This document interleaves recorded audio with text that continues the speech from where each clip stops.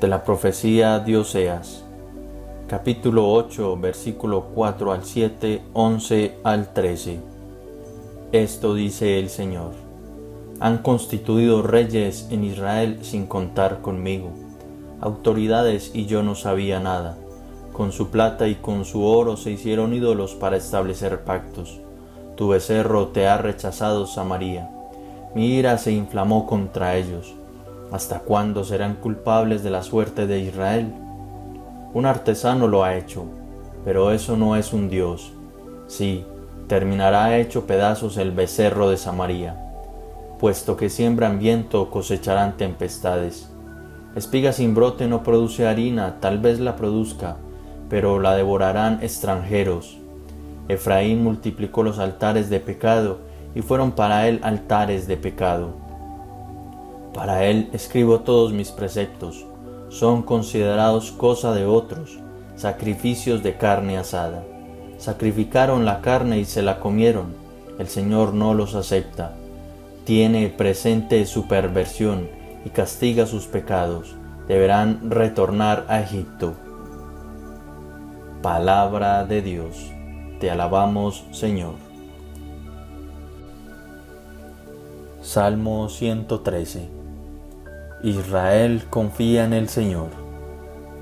Nuestro Dios está en el cielo, lo que quiere lo hace. Sus ídolos, en cambio, son plata y oro, hechura de manos humanas. Israel confía en el Señor. Tienen boca y no hablan, tienen ojos y no ven, tienen orejas y no oyen, tienen nariz y no huelen. Israel confía en el Señor. Tienen manos y no tocan, tienen pies y no andan, que sean igual los que los hacen cuantos confían en ellos. Israel confía en el Señor. Israel confía en el Señor, Él es su auxilio y su escudo. La casa de Aarón confía en el Señor, Él es su auxilio y su escudo. Israel confía en el Señor. Del Santo Evangelio según San Mateo, capítulo 9, versículo 32 al 38. En aquel tiempo le llevaron a Jesús un endemoniado mudo, y después de echar al demonio, el mudo habló. La gente decía admirada: nunca se ha visto en Israel cosa igual. En cambio, los fariseos decían: este echa los demonios con el poder del jefe de los demonios. Jesús recorría todas las ciudades y aldeas, enseñando en sus sinagogas, proclamando el evangelio del reino y curando toda enfermedad y toda dolencia. Al ver a las muchedumbres, se compadecía de ellas, porque estaban extenuadas y abandonadas, como ovejas que no tienen pastor. Entonces dice a sus discípulos: la mies es abundante, pero los trabajadores son pocos. Rogad, pues, al Señor de la mies, que mande trabajadores a su mies. Palabra del Señor. Gloria a ti, Señor Jesús. Hoy podríamos hablar de una vida cotidiana de Jesús. O sea, es hermoso uno ver cómo era una vida normal de Jesús. Sí, también podríamos hablar del tema del endemoniado, pero yo quiero que hablemos de la vida cotidiana de Jesús, porque eso le ayuda al cristiano. Mire lo que nos dice el texto.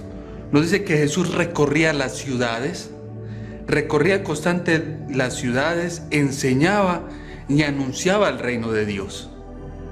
Recorría, enseñaba y anunciaba. O sea que Jesús iba de casa en casa, de lugar en lugar, de barrio en barrio, de aldea en aldea. Y mientras que iba recorriendo cada ciudad, iba anunciando el reino de Dios. Y si uno lo complementa con otros textos, entonces nos dice que lo anunciaba de la siguiente manera.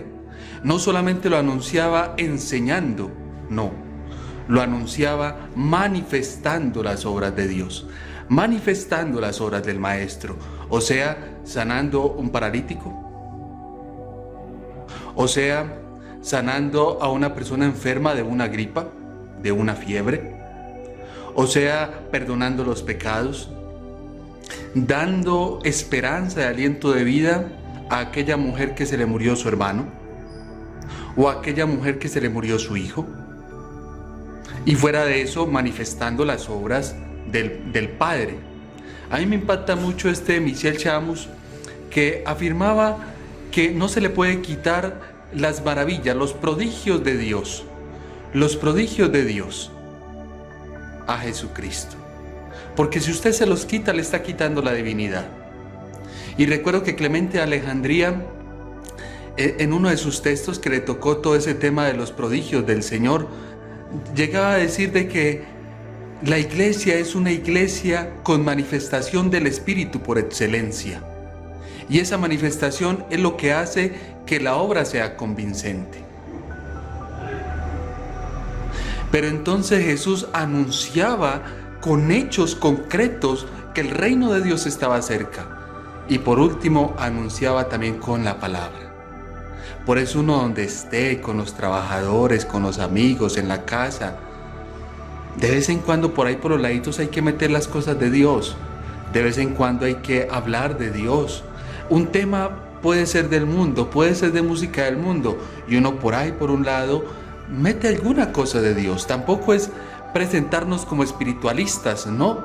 O sea, ya una persona que ya es espiritualista, que todo vea el fin del mundo, nos vamos a acabar, viene la pandemia, tal cosa y todo Dios y vea yo no sé qué, como una especie de milenarismo, no es sano. Pero el cristiano que se siente orgulloso de Dios, entonces de sus labios, en toda su vida, habla de lo que ha visto. Y si ha visto a Dios, como lo hace Jesús, pues ¿qué habla cuando caminaba en las aldeas? Hablaba normal como un judío. Trataba los temas de judío, pero también de vez en cuando trataba los prodigios y las maravillas de Dios. Uno puede estar en el mundo, puede estar metido en el mundo, puede saborear las cosas del mundo. Obviamente, si esas no me llevan a pecar. Pero estando allí, yo puedo vivir mi vida en el mundo y viviendo mi vida en el mundo, manifestar las obras de Dios. A mí me impacta mucho un libro que se llama La vida de los primeros cristianos, la vida cotidiana de los primeros cristianos, y decía que los cristianos se comportaban como un y corriente en la vida cotidiana. Pero allí la diferencia era que intentaban manifestar a Cristo donde siempre estaban. Entonces mi invitación en este día es a que usted aprenda como Jesús. ¿A qué? A lo que nos dice Mateo en el Evangelio de hoy. A donde esté, enseñar y anunciar y manifestar constantemente las obras de Dios. Dios me lo bendiga y le deseo a usted en este día un día bendecido en el Señor.